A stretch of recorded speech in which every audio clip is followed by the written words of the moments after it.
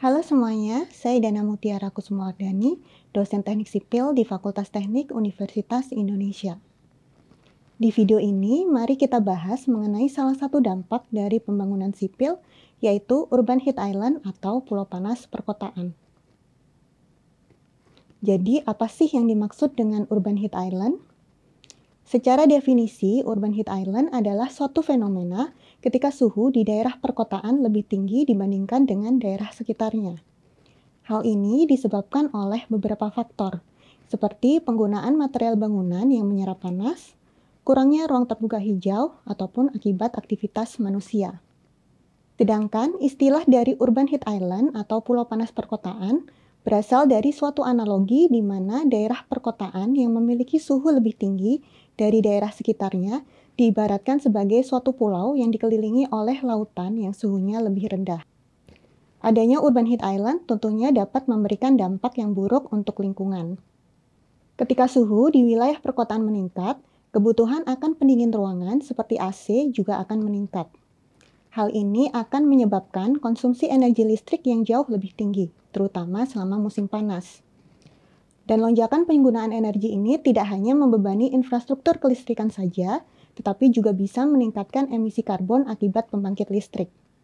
Permukaan kota yang panas juga dapat meningkatkan suhu air hujan yang mengalir ke sistem drainase ataupun sungai. Hal ini akan menyebabkan terganggunya ekosistem akuatik dan bisa mengurangi kadar oksigen terlarut dalam air. Gangguan-gangguan lingkungan ini tentunya akan menurunkan kenyamanan dan kualitas hidup masyarakat. Di sini ada beberapa strategi yang bisa diterapkan sebagai usaha untuk mengurangi dampak dari urban heat island. Strategi yang pertama adalah dengan mengintegrasikan vegetasi atau tanaman hijau di area infrastruktur. Contohnya seperti penanaman pohon di tepi jalan, penanaman pohon di median tempat parkir, ataupun di sekitar bangunan. Vegetasi dapat melindungi bangunan dari panas sehingga juga bisa mengurangi penggunaan AC dan mesin pendingin lainnya. Sehingga selain mengurangi penggunaan energi, emisi dan gas rumah kaca yang dihasilkan juga dapat berkurang. Strategi yang kedua adalah green roof atau atap hijau. Pada strategi ini, penanaman vegetasi diintegrasikan pada desain bangunan yaitu atap.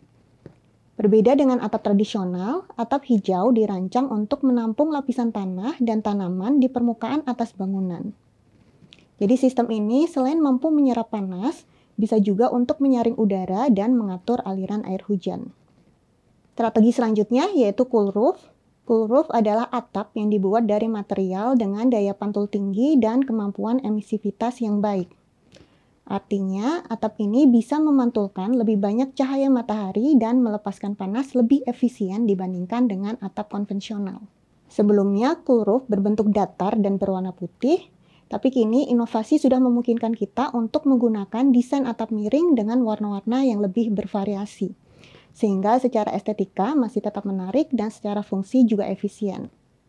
Selanjutnya yaitu dengan menerapkan konsep cool pavement. Cool pavement adalah jenis perkerasan yang dirancang untuk memantulkan lebih banyak sinar matahari dan menyerap panas lebih sedikit dibandingkan dengan perkerasan konvensional. Salah satu pendekatan yang paling mudah diterapkan adalah coating, yaitu pelapisan reflektif di atas perkerasan yang sudah ada. Dengan mengaplikasikan coating, perbedaan suhu antara jalan normal dan yang sudah dilapisi bisa mencapai lebih dari 10 derajat Celcius. Alternatif lainnya bisa menggunakan material beton semen, di mana beton semen ini secara alami bisa memantulkan lebih banyak sinar matahari dibandingkan dengan perkerasan aspal hitam, sehingga suhu permukaannya pun bisa lebih rendah. Ada juga solusi lainnya yaitu porous asphalt atau aspal berpori. Ini adalah jenis perkerasan yang dirancang untuk bisa dilewati air, sehingga tidak hanya dapat mengurangi air limpasan hujan, jenis perkerasan ini juga bisa membantu mendinginkan permukaan jalan melalui proses evaporasi. Oke, baru saja kita bahas mengenai beberapa strategi yang bisa diterapkan sebagai usaha untuk menurunkan efek urban heat island, yaitu antara lain vegetasi, green roof, cool roof, dan cool pavement.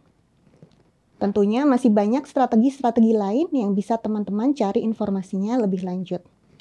Sekian penjelasan dari saya dan sampai jumpa di kesempatan berikutnya. Terima kasih.